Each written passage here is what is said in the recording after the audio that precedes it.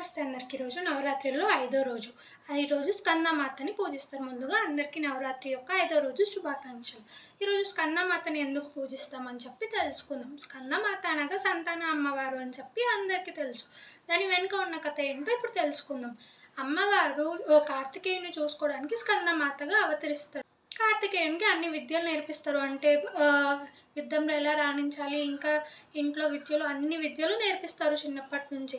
పార్వతీదేవి స్కందమాతగా అవతరించి నేర్పించిన విద్యలతో కార్తికేయుడు టకాసురు అనే రాక్షసుని పైన కూడా విజయం పొందుతాడనమాట.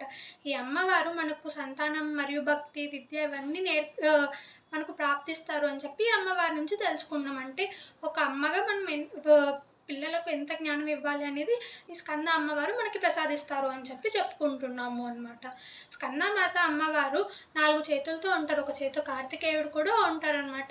స్కందమాత అమ్మవారు సౌభాగ్యంకి, ఇంకా బుద్ధి, జ్ఞానం, ఇంకా మాతృభక్తి ఇవన్నిటికీ యొక్క ప్రత్యేకత అనమాట. కనుక అందరం ఈరోజు స్కందమాత అమ్మవారిని పూజిద్దాం. ఓం శ్రీ స్కందమాతకి జై.